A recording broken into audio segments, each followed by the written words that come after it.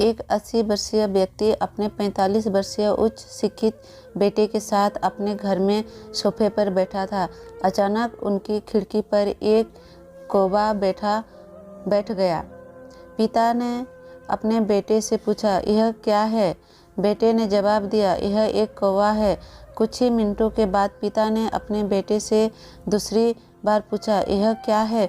बेटे ने कहा, पिता, मैंने अभी आपको यह कौवा है कहा है। थोड़ी देर बाद बूढ़े पिता ने फिर से अपने बेटे से तीसरी बार पूछा, यह क्या है? इस समय बेटे के स्वर में कुछ जलन महसूस हुई। तब उसने अपने पिता से सुलझाने हुए बोला, यह एक कौवा है, एक कौवा है। थोड़ी देर बाद पिता ने फिर से अपने बेटे से चौथी बार पूछा, यह क्या है? इस बार बेटा अपने पिता पर चिल्लाया, आप मुझसे बार बार एक ही सवाल क्यों पूछते रहते हैं? हालांकि मैंने आपको कई बार बता चुका हूँ कि यह एक कौवा है। क्या आप इस समझ नहीं पा रहे हैं? थोड़ी देर बाद पिता अपने कमरे में गए और एक पुरानी डायरी लेकर वापस आए, जिससे उन्होंने अपने बेटे के जन्म के बाद से बनाए रखा था।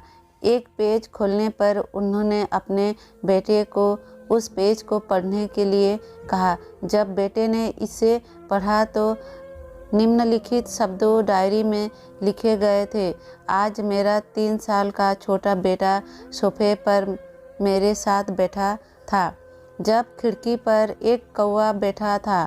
मेरे बेटे ने मुझसे 23 बार पूछा कि यह क्या है और मैंने उसे 23 बार जवाब दिया कि यह एक कौवा था।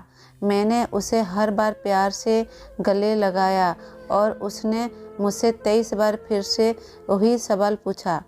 मुझे इस बात से बिल्कुल भी चिढ़ नहीं हुई कि मैंने अपने मासूम बच्चे के लिए प्यार महसूस किया है, जबकि छोटे बच्चे ने उससे 23 बार पूछा, यह क्या है?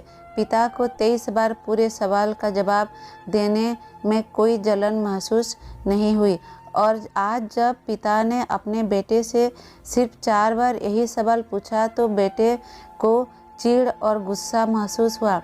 इसे पढ़कर उस बेटे को अपने किए गए व्यवहार का पता चल गया था, जिससे चलते अब वह मन ही मन बहुत शर्मित हो रहा था। शायद उसे अब किए गए अपने बूढ़े पिता के प्रति व्यवहार पता चल गया था। इसीलिए यदि आपके माता पिता जब बुढ़ापे में होते हैं, उन्हें ना तो पीछे छोड़े और ना ही उन्हें एक बोझ के रूप में देखें, बल्कि उनके साथ एक दयालु शब्द बोले।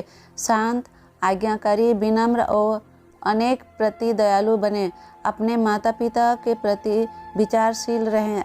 आज इस बात को कहें, मैं अपने माता पिता को हमेशा खुश देखना चाहता हूँ। जब से मैं छोटा बच्चा था उन्होंने मेरी देखभाल की। उन्होंने हमेशा मुझ पर अपने निवास प्रेम की वर्षा की है। उन्होंने आज समाज में मुझे एक व्यक्ति के रूप में प्रस्तुत करने के लिए तूफान और गर्मी को देख बिना ही सभी पहाड़ों और घाटियों को पार किया। भगवान से प्रार्थना करें, मैं अपने बूढ़े माता पिता की सर्वोत्तम तरीके से सेवा करूंगा। मैं अपने प्यारे माता पिता के सभी अच्छे और दयालु शब्द कहूँगा, चाहे वे कैसे भी व्यवहार करें। आपको कहानी अच्छा लगा तो सब्सक्राइब करिए, शेयर करिए और कमेंट करके बताइए कि कहानी आप लोग को कैसा लगा है, प्लीज़।